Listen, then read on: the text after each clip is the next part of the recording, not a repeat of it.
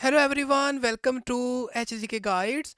वो स्टूडेंट जो स्वीडन से स्टडी करना चाहते हैं और चाहते हैं कि उनको उनके डिग्री प्रोग्राम के लिए जो फुल स्कॉलरशिप है वो प्रोवाइड की जाए, तो आज हम बात करने जा रहे हैं स्वीडन की एक यूनिवर्सिटी के बारे में जो कि इंटरनेशनल स्टूडेंट को फुल जो स्कॉलरशिप है वो प्रोवाइड कर रही है। तो हम डिटेल में बात करें कि स्वीडन की कौन सी यूनिवर्सिटी है और इस यूनिवर्सिटी की तरफ से कौन से प्रोग्राम ऑफर किए जा रहे हैं, किन प्रोग्राम के स्टूडेंट के लिए स्कॉलरशिप अवेलेबल है और एंट्री की रिक्वायरमेंट क्या है, डॉक्यूमेंट स्टूडेंट से कौन से रिक्वायर्ड होते हैं, इन सब चीज़ों को हम डिस्कस करेंगे। तो सबसे पहले बात कर लेते हैं कि स्वीडन की कौन सी यूनिवर्सिटी है।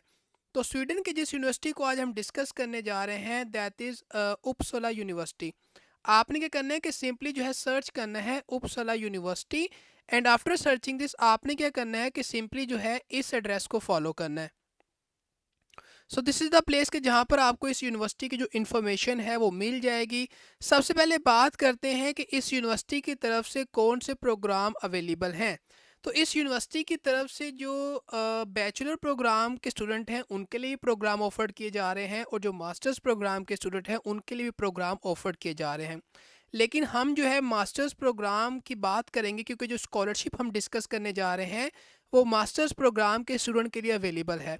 तो जो मास्टर्स प्रोग्राम है उनकी कंप्लीट लिस्ट आप यहाँ से देख सकते हैं और ये वो लिस्ट ऑफ प्रोग्राम है जो कि इस यूनिवर्सिटी की तरफ से ऑफर्ड किए जा रहे हैं। तो इनमें से अगर आप कोई भी जो डिज़ायर्ड प्रोग्राम है जिसे आप स्टडी करना चाहते हैं और प्रोग्राम ऑफर्ड किया जा रहा है, तो यहाँ से आप इस लिस्ट में से अपना जो प्रोग्राम है उससे चेक कर सकते हैं। और आपने मेक श्योर करना है कि उस प्रोग्राम की अगर कोई एडिशनल रिक्वायरमेंट्स हैं तो आपने उनको मीट करना है ताकि आप इस यूनिवर्सिटी के अंदर एडमिशन के लिए अप्लाई कर सकें। तो इस तरह से आपने अपना जो कोर्स है उसे फाइंड करना है ताकि आपको स्कॉलरशिप के लिए भी कंसीडर किया जाए।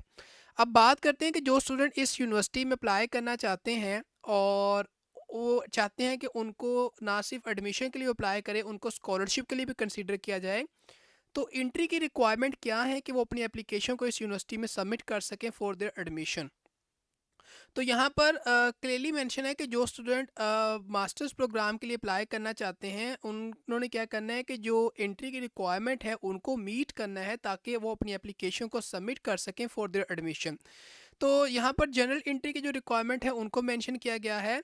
तो ऑब्वियस सी बात है, आप एक जो है मास्टर्स प्रोग्राम के लिए अप्लाई करने जा रहे हैं तो इट्स मीन कि आपके पास जो बैचलर डिग्री है उसका होना ज़रूरी है। तो अगर आपके पास बैचलर डिग्री क्वालिफिकेशन आप होल्ड करते हैं तो आप एक मास्टर्स प्रोग्राम के लिए अप्लाई कर सकते हैं।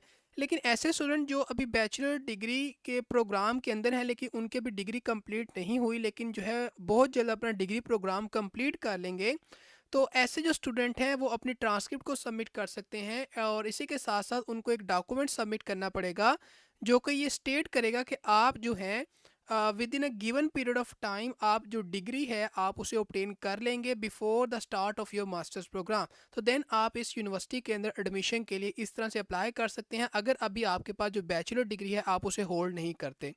इसी तरह समटाइम क्या होता है, कुछ ऐसे प्रोग्राम हैं कि जिनकी स्पेसिफिक रिक्वायरमेंट भी होती हैं। तो इन केस अगर आपने एक प्रोग्राम चूज़ किया है उसकी स्पेसिफिक रिक्वायरमेंट है तो आपने उन रिक्वायरमेंट को भी मीट करना है। और देन जब स्टूडेंट अपनी एप्लीकेशन को सबमिट करते हैं तो उनका जो सिलेक्शन का प्रोसीजर है उसे कैरी आउट किया जाता है। उसमें उनकी जो क्वालिफिकेशन है और जो डिफरेंट फैक्टर्स हैं उसकी बेसिस पे स्टूडेंट की एप्लीकेशन को एवेल्युएट किया जाता है ताकि उनको एडमिशन के लिए कंसीडर किया जाए। तो इस तरह से जो स्टूडेंट का सिलेक्शन प्रोसेस है उसे कैरी आउट किया जाता है। अब बात करते हैं कि अगर आपने इस यूनिवर्सिटी में अप्लाई करना है तो डॉक्यूमेंट्स कौन से रिक्वायर्ड होंगे। तो सबसे पहली चीज़ तो ये कि अगर आपने इस यूनिवर्सिटी के अंदर अप्लाई करना है फॉर योर एडमिशन तो उसके लिए जो इंटरनेशनल प्रोग्राम है उसकी जो एप्लीकेशन की डेडलाइन है दैट इज़ 15 जनवरी 2024। तो इस डेडलाइन तक आपने अपनी जो एप्लीकेशन है उसको सबमिट करना है और जो सपोर्टिंग डॉक्यूमेंट्स आपने सबमिट करने हैं उन डॉक्यूमेंट्स को आप सबमिट करेंगे बाय 1 फरवरी 2024। तो इन दो डेडलाइंस को आपने अपने माइंड में रखना है अगर आप इस यूनिवर्सिटी के अंदर मास्टर्स प्रोग्राम के लिए अप्लाई करना चाहते हैं। अब बात करते हैं कि डॉक्यूमेंट्स कौन से रिक्वायर्ड होंगे। तो जो जनरल डॉक्यूमेंट हैं जितने भी मास्टर्स प्रोग्राम के एप्लीकेंट हैं उनमें बेसिकली स्टूडेंट ने जो अपना कॉपी है पासपोर्ट की उसको सबमिट करना होता है। स्टूडेंट ने अपना जो ग्रेजुएशन सर्टिफिकेट है उसको सबमिट करना होता है, अपनी बैचलर डिग्री का ट्रांसक्रिप्ट स्टूडेंट से रिक्वायर्ड होती है। इसी के साथ साथ स्टूडेंट ने जो इंग्लिश लैंग्वेज प्रोफिशिएंसी का डॉक्यूमेंट है, जो सर्टिफिकेट है, उसको भी सबमिट करना होता है। बट अपार्ट फ्रॉम दैट कुछ सपोर्टिंग डॉक्यूमेंट्स भी हो सकते हैं, डिपेंडिंग पोन कि आप किस प्रोग्राम के लिए अप्लाई करने जा रहे हैं। यानी कुछ स्पेसिफिक डॉक्यूमेंट्स हो सकते हैं उस प्रोग्राम को सपोर्ट करने के लिए जिसमें अप्लाई कर रहे हैं, अगर वो प्रोग्राम एडिशनल डॉक्यूमेंट्स को रिक्वायर्ड कर रहा है तो उसके बारे में हम लेटर ऑन बात करते हैं। लेकिन यहाँ पर अभी जो है जो हम डॉक्यूमेंट्स की बात कर रहे हैं, इन डॉक्यूमेंट्स को आपने सबमिट किस तरह से करना है, उनकी गाइडलाइंस को आप यहाँ से चेक कर सकते हैं कि डॉक्यूमेंट्स आपने किस तरह से सबमिट करने हैं। तो जो स्टूडेंट अपने डॉक्यूमेंट्स को सबमिट करेंगे वो अपनी एप्लीकेशन के साथ जो एडमिशन का पोर्टल है वहाँ पर अपनी एप्लीकेशन को सबमिट करेंगे, और उसी के साथ साथ स्टूडेंट ने अपने डॉक्यूमेंट्स को भी सबमिट करना होता है। वो डॉक्यूमेंट्स से रिलेटेड जो गाइडलाइंस हैं उनको आप यहाँ से रीड कर सकते हैं। इसी तरह अगर आपने अपना कोई एकेडमिक डॉक्यूमेंट सबमिट किया है और उसकी जो डॉक्यूमेंट आपने सबमिट किया है ट्रांसलेशन रिक्वायर्ड है, तो आप उसको ट्रांसलेट करवा कर सबमिट करेंगे। अब हमने बात की थी कुछ ऐसे डॉक्यूमेंट होते हैं जो कि स्पेसिफिक होते हैं, या जिसे हम सपोर्टिंग डॉक्यूमेंट भी कह सकते हैं। किसी स्पेसिफिक प्रोग्राम के लिए अगर आप उसमें अप्लाई करने जा रहे हैं तो उनमें कुछ ये डॉक्यूमेंट्स हो सकते हैं जो कि आपके प्रोग्राम के मुताबिक आपसे रिक्वायर्ड हो सकते हैं, ताकि आपकी जो प्रोग्राम की एप्लीकेशन है वो ये डॉक्यूमेंट उसे कंप्लीट करें, उसे सपोर्ट करें, और आपकी जो एप्लीकेशन है उसे कंसीडर किया जाए। तो उसमें स्टेटमेंट ऑफ पर्पस आपसे रिक्वायर्ड हो सकता है, बैचलर का थीसिस हो सकता है, सीवी स्टूडेंट ने सबमिट करनी है, लेटर ऑफ रिकमेंडेशन रिक्वायर्ड होंगे, और इसी के साथ साथ जो एप्लीकेशन समरी शीट है स्टूडेंट ने उसको भी सबमिट करना होता है। ये जो एप्लीकेशन समरी शीट है इसमें स्टूडेंट बेसिकली अपने जो वर्क एक्सपीरियंस है उसके बारे में बताते हैं, और इसी के साथ साथ जो रिसर्च एक्सपीरियंस है, उनके जो बैचलर का थीसिस है उसकी समरी को बताते हैं। तो डिफरेंट जो चीज़ें हैं इस एप्लीकेशन समरी शीट के अंदर उनको यहाँ पर मेंशन किया गया है, जिसको स्टूडेंट जो है फिल करते हैं। तो ये वो स्पेसिफिक डॉक्यूमेंट्स हैं जो कि आपके प्रोग्राम से रिलेटेड हो सकते हैं, ताकि आपकी एप्लीकेशन को सपोर्ट किया जाए और आपकी एप्लीकेशन को कंप्लीट किया जाए। अभी डिपेंड करता है कि आपने अगर उन प्रोग्राम के लिए अप्लाई किया तो आप इन डॉक्यूमेंट्स को सबमिट करेंगे। तो इस तरह से आपने जो अपने डॉक्यूमेंट्स हैं उनको चेक करना है। अब बात करते हैं कि जो स्टूडेंट इस यूनिवर्सिटी में अप्लाई करना चाहते हैं फॉर देयर एडमिशन, उन्होंने अपनी एप्लीकेशन को किस तरह सबमिट करना है।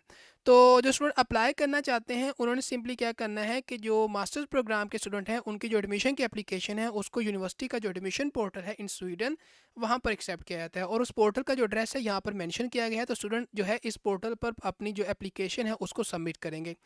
सिंपल से कुछ स्टेप्स हैं जिनको आपने फॉलो करना है। सबसे पहले आप अपना प्रोग्राम चेक करेंगे, अगर प्रोग्राम अवेलेबल है तो देन आपने एंट्री की रिक्वायरमेंट को चेक करना है कि क्या उस प्रोग्राम की स्पेसिफिक रिक्वायरमेंट तो नहीं है। अगर नहीं है तो क्या आप एक एलिजिबल कैंडिडेट हैं कि आप एंट्री की रिक्वायरमेंट को मीट कर रहे हैं।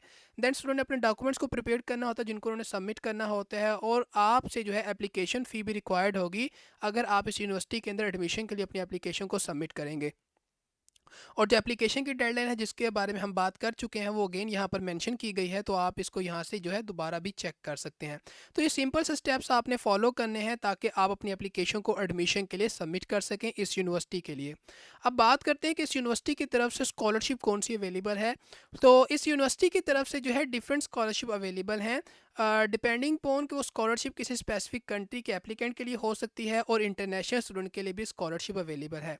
लेकिन यहाँ पर एक इंपॉर्टेंट बात कि स्कॉलरशिप कौन सी अवेलेबल है उससे पहले जो इंपॉर्टेंट चीज़ है वो ये कि जो एडमिशन की एप्लीकेशन है वो सेपरेटली रिक्वायर्ड होती है, और जो स्कॉलरशिप की एप्लीकेशन है वो सेपरेटली रिक्वायर्ड होती है। तो ऐसे स्टूडेंट जो अब चाहते हैं कि स्कॉलरशिप के लिए अप्लाई करें, तो जो एप्लीकेशन पीरियड है for the scholarship for the international student जो कि स्टार्ट करेंगे अपना प्रोग्राम इन ऑटम 2024, उनके लिए जो स्कॉलरशिप की एप्लीकेशंस हैं उनको इस टाइम फ्रेम के अंदर जो है एक्सेप्ट किया जाएगा। इट्स मीन कि 22 जनवरी 2024 is the application deadline for your scholarship, अगर आप स्कॉलरशिप के लिए एप्लीकेशन को सबमिट करना चाहते हैं। स्कॉलरशिप की तरफ आने से पहले एक इंपॉर्टेंट चीज़ वो ये कि अगर आप इन प्रोग्राम के स्टूडेंट हैं तो इन प्रोग्राम के स्टूडेंट स्कॉलरशिप के लिए अप्लाई नहीं कर सकते, क्योंकि इन प्रोग्राम के जो स्टूडेंट हैं उनको स्कॉलरशिप ऑफर नहीं की जा रही। तो इस बात को भी आपने अपने माइंड में रखना है। अब इस यूनिवर्सिटी की तरफ से कुछ ऐसी स्कॉलरशिप्स हैं जो कि ऑफर की जा रही हैं ऐसे एप्लीकेंट को जो कि बिलोंग करते हैं किसी ऐसे कंट्री से जो कि आउटसाइड ऑफ ईयू या ईईए या स्विट्ज़रलैंड हो। तो ऐसे स्टूडेंट जो है इस स्कॉलरशिप के लिए अप्लाई कर सकते हैं, और जो स्टूडेंट पाकिस्तान से हैं वो भी इस स्कॉलरशिप के लिए अप्लाई कर सकते हैं। इस स्कॉलरशिप का बेनिफिट ये होता है कि ये आपकी जो full cost of tuition fee है उसको कवर करेगी ये स्कॉलरशिप प्रोग्राम, और इसी के साथ साथ जो मास्टर्स प्रोग्राम के स्टूडेंट हैं उनके लिए स्कॉलरशिप अवेलेबल है। एलिजिबिलिटी क्राइटेरिया की बात की जाए तो आप सिटीज़न होने चाहिए किसी ऐसी कंट्री के जो कि आउटसाइड द ऑफ ईयू, ईईए या स्विट्ज़रलैंड से हों, और इसी के साथ-साथ एकेडमिक जो प्रोफ़ाइल है वो स्टूडेंट की अच्छी होनी चाहिए। और इसी के साथ-साथ जो स्टूडेंट हैं उनको इन क्राइटेरियाज़ को भी मीट करना होगा, यानी कि आपको एक मास्टर्स प्रोग्राम के लिए अप्लाई करना होगा, क्योंकि जो स्कॉलरशिप है वो मास्टर्स प्रोग्राम के स्टूडेंट के लिए अवेलेबल है। और आपने मेक श्योर करना है कि आप उस मास्टर प्रोग्राम की एंट्री रिक्वायरमेंट को ही मीट कर रहे हो, ताकि आपको स्कॉलरशिप के लिए ना सिर्फ कंसीडर किया जाए बल्कि आपकी जो एप्लीकेशन है उसको एडमिशन के लिए भी कंसीडर किया जाए। तो ये स्कॉलरशिप प्रोग्राम जो पाकिस्तान के स्टूडेंट हैं उनके लिए अवेलेबल है। But apart from this scholarship programme हमारे पास एक और स्कॉलरशिप प्रोग्राम है, लेकिन ये जो स्कॉलरशिप है ये उन स्टूडेंट के लिए है जो कि बिलोंग करते हैं किसी ऐसे कंट्री से जो कि अफ्रीका के अंदर लोकेटेड है। और इसी के साथ साथ ये जो स्कॉलरशिप प्रोग्राम है ये उन स्टूडेंट के लिए जो इनमें से किसी एक कंट्री से बिलोंग करते हैं। तो अगर आप इन कंट्रीज़ के एप्लीकेंट हैं तो आप इन स्कॉलरशिप को भी कंसीडर कर सकते हैं। But this is the scholarship programme जो कि उन स्टूडेंट्स के लिए जो कि आउटसाइड ऑफ यूरोप, ईईए या स्विट्ज़रलैंड से बिलोंग करते हैं, और इस फुल जो ट्यूशन फ़ीस स्कॉलरशिप प्रोग्राम है उसके लिए अप्लाई कर सकते हैं फॉर देयर मास्टर्स प्रोग्राम। अब हमने बात की थी कि जो स्कॉलरशिप की एप्लीकेशन है वो सेपरेट होती है as compared to the admission application. तो स्कॉलरशिप के लिए अगर आपने अप्लाई करना है तो उसकी गाइडलाइंस को यहाँ पर मेंशन किया गया है, और डेडलाइन की भी जो एप्लीकेशन की डेडलाइन है उसको भी मेंशन किया गया है, जिसको हमने डिस्कस भी किया। तो सिंपल से स्टेप्स हैं। सबसे पहला स्टेप तो ये कि आप किसी बैचलर या मास्टर प्रोग्राम के लिए अप्लाई करेंगे, डिपेंडिंग पोन कि आप किस प्रोग्राम के लिए अप्लाई करने जा रहे हैं। क्योंकि हम मास्टर्स प्रोग्राम के स्टूडेंट की बात कर रहे हैं तो आप एक मास्टर प्रोग्राम के स्टूडेंट हैं और एक मास्टर प्रोग्राम के अंदर आप अप्लाई करेंगे, क्योंकि जो हमने स्कॉलरशिप डिस्कस किया वो मास्टर प्रोग्राम के स्टूडेंट के लिए। देन आपने जो एलिजिबिलिटी क्राइटेरिया है चेक करना है कि क्या आप एक एलिजिबल कैंडिडेट हैं या नहीं। इन केस अगर आप हैं तो आप अपनी जो ऑनलाइन एप्लीकेशन है फॉर द स्कॉलरशिप उसको सबमिट करेंगे, ताकि आपको स्कॉलरशिप के लिए जो है कंसीडर किया जाए। और यहाँ पर जो है कुछ चीज़ें मेंशन हैं कि अगर आप एंट्री रिक्वायरमेंट को मीट नहीं करते फॉर द एडमिशन तो आप इस स्कॉलरशिप के लिए अप्लाई नहीं कर सकते। इसी के साथ साथ आपने जो है अगर कोई प्रोग्राम सेलेक्ट नहीं किया ऑफ योर चॉइस कि आप इस यूनिवर्सिटी के अंदर अप्लाई कर सकें फॉर योर एडमिशन, तो आप इस स्कॉलरशिप के लिए अप्लाई नहीं कर सकते। तो इन गाइडलाइंस को आपने अपने माइंड में रखना है अगर आप चाहते हैं कि आप इस स्कॉलरशिप के लिए है जो अप्लाई करें। तो ये थी आज की अपॉर्चुनिटी रिगार्डिंग उन स्टूडेंट के लिए जो स्वीडन से स्टडी करना चाहते हैं और चाहते हैं कि उनको उनके डिग्री प्रोग्राम के लिए जो है फुल स्कॉलरशिप जो है प्रोवाइड की जाए, तो आप इस स्कॉलरशिप अपॉर्चुनिटी को कंसीडर कर सकते हैं। आई होप सो कि आज की अपॉर्चुनिटी आपको अच्छी लगी होगी। तो आज के लिए इतना ही, मिलते हैं आपको किसी नई अपॉर्चुनिटी के साथ। So till then take care and good bye.